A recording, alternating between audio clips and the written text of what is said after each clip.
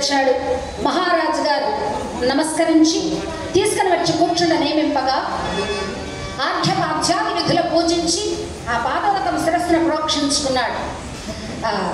మహారాజా, ఏది మీరు వివాహం చేసుకున్నాక సంతానం కలిగిందట.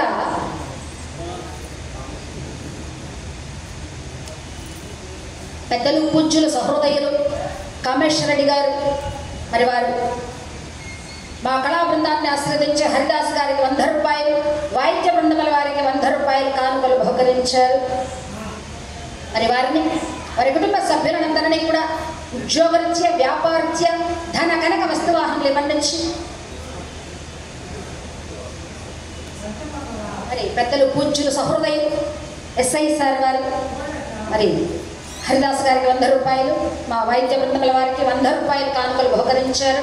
ఇట్లాంటి వారికి వారి కుటుంబ సభ్యులకు అందరికీ కూడా ఉద్యోగంలో వారికి చక్కటి మంచి ప్రమోషన్ వచ్చి మరి ఉన్నతమైనటువంటి ఇంకా పదవి వారికి రావాలని ఆ స్వామివారు పార్వతీ పరమేశ్వరుడు ఏడుకొండల స్వామి శ్రీదేవి భూదేవి సమేతంగా చల్లగా రక్షించి కాపాడవలసిందిగా స్వామివారిని వేడుకుంటున్నాను.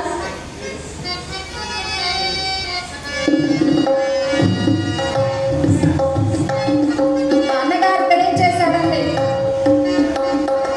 వెంకటరమణ భాగవతారు గారు. ఏమని చెప్పాడమ్మా, మీరు వస్తున్నారు కదా ప్రొద్దుటూరుకి, హరికథ చెప్పడానికి వస్తున్నారు, చాలా సంతోషం. అయితే వచ్చేటప్పుడు చిన్న బ్యాగ్ తేవద్దండి, పెద్ద బ్యాగ్ తీసుకురండి అన్నాడు. ఎందుకు పెద్ద బ్యాగు? ఏం లేదు, భక్తులు చాలామంది వస్తారు, అంత మంచి మనసు కలిగినటువంటి వాళ్ళు, సహృదయులు, చక్కగా కానుకలు ఇస్తారమ్మా, అందుకు చిన్న బ్యాగ్ తేవద్దు, పెద్ద బ్యాగ్ తీసుకురమ్మని చెప్పారు. తెచ్చుకున్నారు కదమ్మా. ఆంతరంగిక భక్తులండి, పేరు చెప్పలేదు, మరి భగవంతుడికి తెలుసు వారి పేరు. అట్లాంటి ఆంతరంగిక భక్తుడు కళాభిమానంతో 100 రూపాయలు ఒకరు, మరొకరు 100 రూపాయలు, మరొకరు 50 రూపాయల కానుకలు బహుకరించారు.